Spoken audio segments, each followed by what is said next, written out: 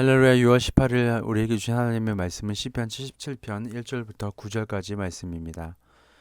내가 내 음성으로 하나님께 부르짖으리니 내 음성으로 하나님께 부르짖으면 내게 귀를 기울이시리로다. 나의 환난 날에 내가 주를 찾았으며 밤에는 내 손을 들고 거두지 아니하였나니 내 영혼이 위로받기를 거절하였도다.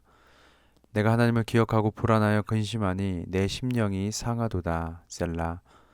주께서 내가 눈을 붙이지 못하게 하시니 내가 괴로워 말할 수 없나이다. 내가 옛날 곧 지나간 세월을 생각하여 싸우며 밤에 부른 노래를 내가 기억하여 내 심령으로 내가 내 마음으로 간구하기를 주께서 영원히 버리실까? 다시는 은혜를 베풀지 아니하실까? 그의 인자하심은 영원히 끝나는가? 그의 약속하심도 영구히 패하였는가? 하나님이 그가 베푸실 은혜를 잊으셨는가? 노하심으로 그가 베푸실 긍휼을 그치셨는가 하였나이다. 셀라. 아멘. 인생의 어두운 밤에 하나님을 찾는 성도라는 제목으로 말씀을 함께 보도록 하겠습니다. 인생의 환난 날에 하나님 앞에 부르짖었는데 하나님께서 침묵하신다면 그때 나는 어떻게 할 것인가? 참 쉽지 않은 문제일 것입니다.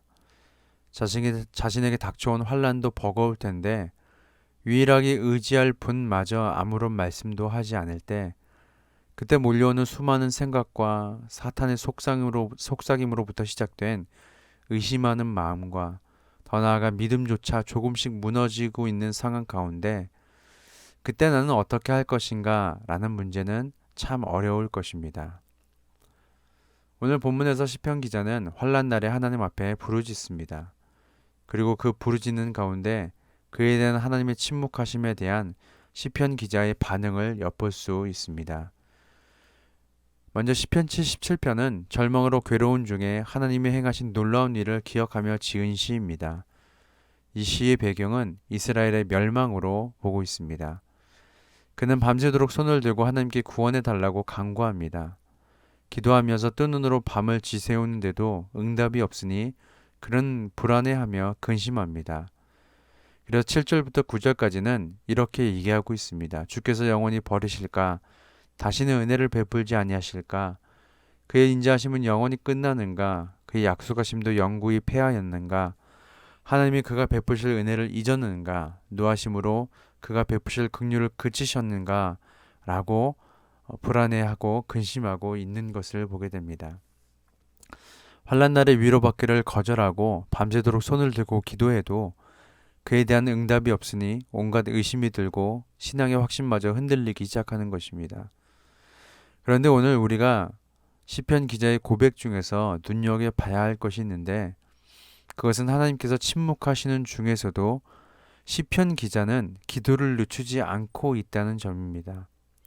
아니 오히려 자신의 지금 심경이 어떠한지 어떤 근심과 불안이 있는지까지도 하나님 앞에 기도로 나아가고 있다는 것이죠. 말라기 3장 14절에서 15절에 보면 하나님을 믿는 자가 하나님 앞에 탄식하는 장면이 나옵니다. 하나님 섬기는 것이 헛되다는 것입니다. 그래서 하나님의 말씀을 지키며 행하는 것을 자신의 슬픔 가운데 억지로 감당하는 것이 이제는 자신에게 아무런 유익도 되지 않는다는 것입니다. 왜냐하면 현실의 눈으로 보기에 교만한 자가 더 복을 받는 것 같고 악을 행하는 자가 더 번성해 보이고 하나님을 시험하는 자가 오히려 화를 면하는 것 같기 때문입니다.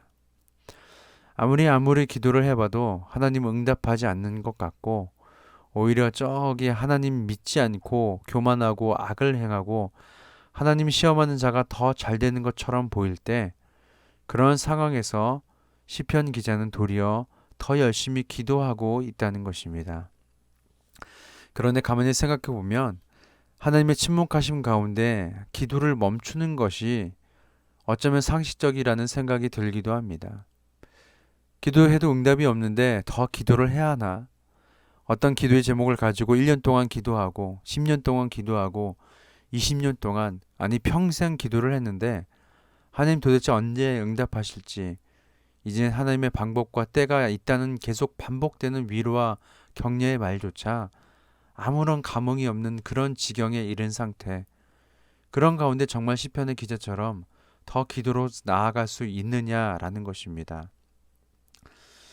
오늘 생명의 삶 책에 보면 오늘 본문에 해당되는 묵상 에세이란에 이에 대한 깊은 묵상의 글이 담겨 있는 것을 보았습니다. 헬무트 틸리케이의 하나님의 침묵이라는 책에 대한 내용이었습니다. 2차 세계대전의 혼란과 고통 속에서 전해진 틸리케의 10편의 선교를 담고 있죠. 틸리케는 전쟁의 참화와 하나님의 침묵이라는 주제를 다루며 고난과 불안 속에서 신앙으로 어떻게 지탱할 수 있는지에 대해 깊이 탐구합니다. 그는 하나님의 침묵이 무관심이나 부재를 의미하지 않으며 오히려 그분의 깊은 사랑과 섭리의 표현일 수 있음을 강조합니다. 예를 들어 예수 그리스도의 십자가 사건에서 하나님은 침묵하셨지만 그 침묵 속에서 인류를 향한 구원의 역사가 이루어졌음을 상기시킵니다. 그는 불안을 다루는 설교에서 아무리 어두운 숲속에서도 아빠 손을 꼭 붙잡고 있는 아이는 두려워하지 않는다 라는 비유를 통해서 하나님과의 신뢰 관계를 강조합니다.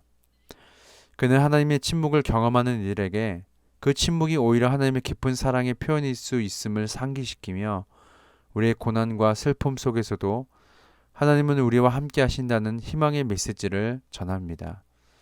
세상은 길을 잃었어도 하나님의 사랑은 한결같습니다. 라고 말이죠. 하나님의 침묵하심에도 불구하고 기도를 멈추지 말아야 하는 이유가 바로 여기에 있습니다. 우리는 보통 하나님의 침묵이 하나님께서 버려두심으로 착각할 때가 있습니다.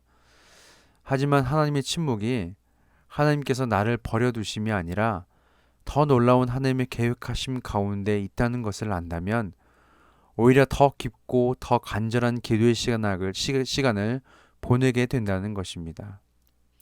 예수 그리스도의 십자가 사건에서 하나님의 침묵을 통해 온 인류를 구원하시는 놀라운 계획을 성취하셨던 것을 안다면 지금 비록 하나님께서 응답하지 않으시는 것 같고 정말 오랫동안 기도해도 진전이 없는 것 같아 보여도 하나님은 분명히 일하시고 나를 향한 하나님의 선하심과 인자하심은 변하지 않음을 알고 시편 기자처럼 오히려 더 하나님 앞에 기도로 나아가게 된다는 것입니다.